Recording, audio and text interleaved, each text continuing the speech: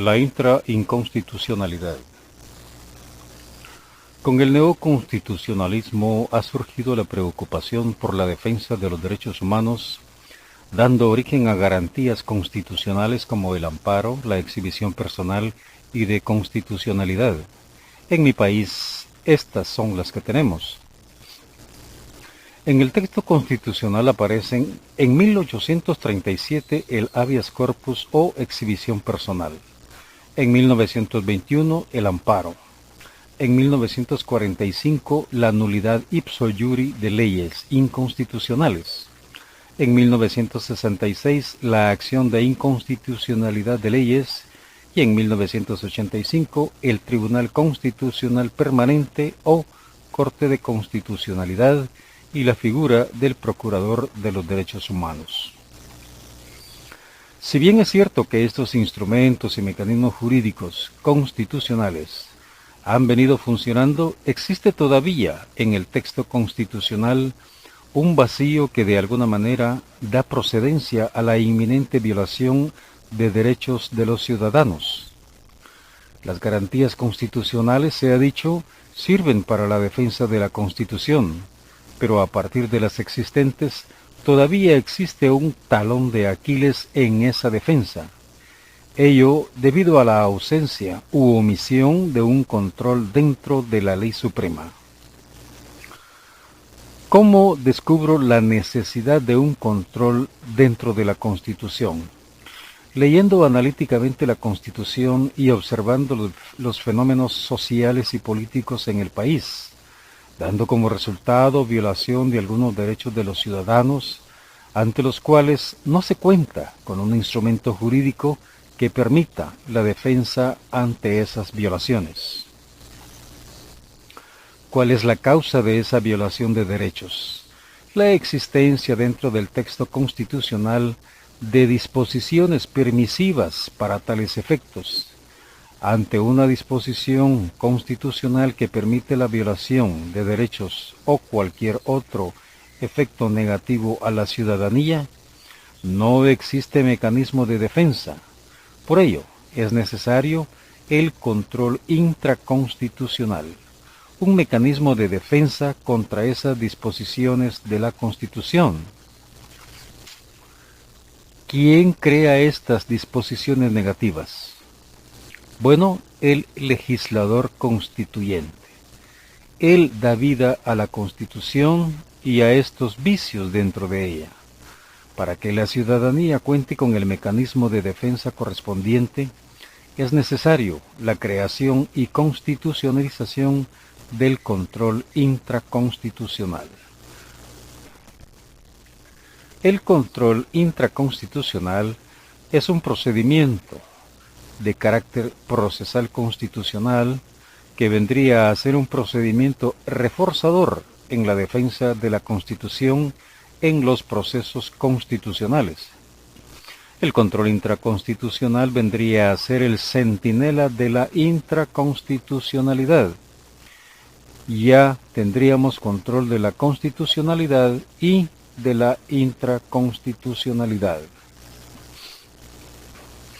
El control intraconstitucional funciona en compañía de otros instrumentos y procedimientos jurídicos constitucionales tales como la jerarquía intraconstitucional, la supremacía intraconstitucional, la intraconstitucionalidad, intrainconstitucionalidad y, finalmente, la nulidad ipso iuri intraconstitucional.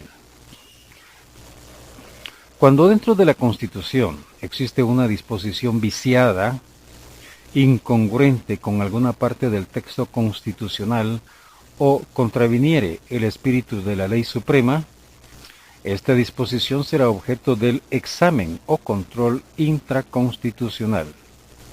Pero antes de seguir adelante, permítanme explicar cada uno de los instrumentos que conforman el bloque intraconstitucional. Jerarquía intraconstitucional. La estructura para mi modelo de constitución consta de 4 partes: parte dogmática, parte orgánica, parte práctica, cláusula de reforma. Al jerarquizar esta estructura tendremos una pirámide en cuya cúspide será colocada la parte dogmática y las demás en orden descendente, con lo cual entre cada una de ellas existirá un rango de superioridad a inferioridad. Supremacía intraconstitucional. De acuerdo a la jerarquía en la estructura del cuerpo constitucional, corresponde la supremacía intraconstitucional a la parte dogmática, que es la que alberga a los derechos humanos. Los derechos humanos que el pueblo, por medio del contrato social, buscó proteger contra el abuso del poder. En tal virtud, no puede haber disposición en el texto constitucional que tergiverse, contravenga o sea incongruente con ellos. De existir esa disposición lesiva, será objeto de nulidad ipso iuri intraconstitucional por estar viciada de inconstitucionalidad. Intraconstitucionalidad. La intraconstitucionalidad es la calidad que reúne una disposición constitucional cuando es congruente con el texto constitucional y con el espíritu de la ley suprema. Cuando dentro de la Constitución todo es congruente, se dice que dentro de ella hay armonía. Es esa armonía la que se rompe cuando una de sus disposiciones contraviene su contenido y con ello su espíritu. Intrainconstitucionalidad. La intrainconstitucionalidad es la antítesis de la intraconstitucionalidad. La intrainconstitucionalidad es un vicio dentro de la Constitución, y este vicio rompe con la armonía intraconstitucional.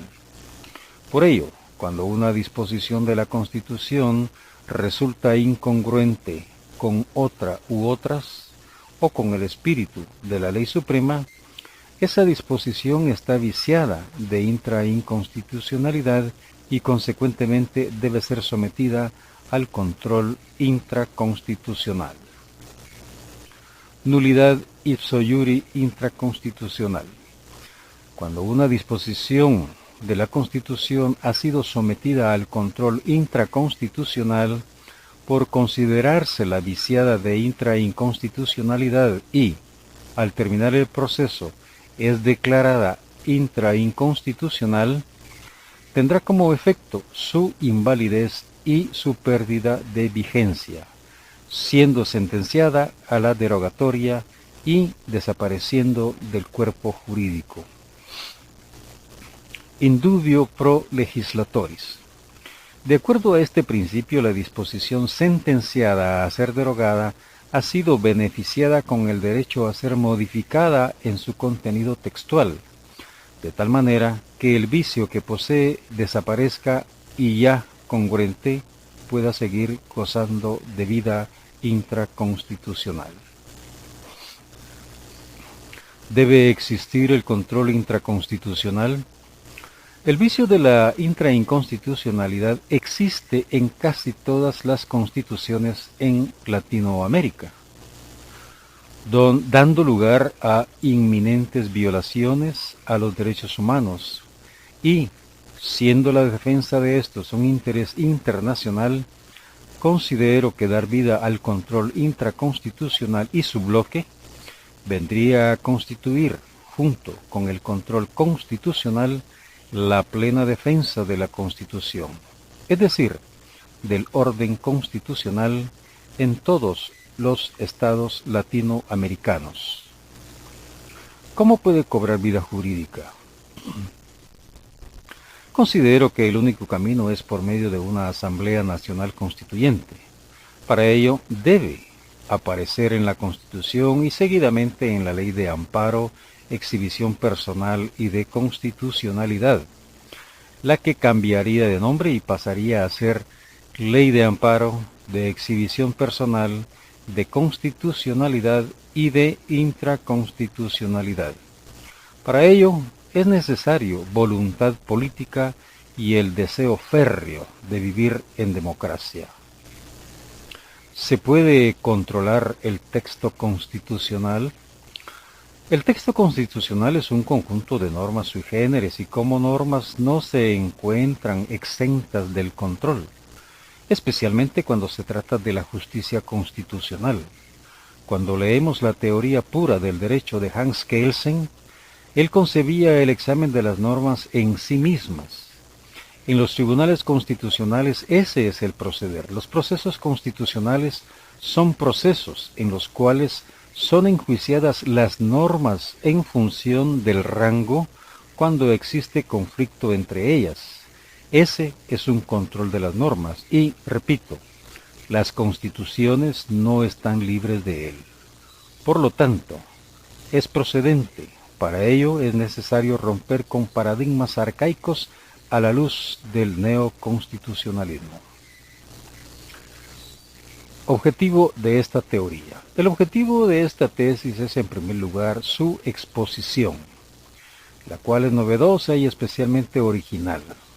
En segundo lugar, al exponerla al público, que llegue a los abogados constitucionalistas y jueces constitucionales para que ponderen sus bondades y tener como consecuencia una nueva garantía constitucional, la garantía de la intraconstitucionalidad, con la cual se completa la defensa de la Constitución. Crédito. El presente trabajo, propiedad del profesor César Efraín Rivera Rodríguez, es un aparte al neoconstitucionalismo. Espero despertar la inquietud de algunos profesionales constitucionalistas, ya sea positivas o contradictorias, pero de lo que sí estoy seguro es que este control urge que cobre vida.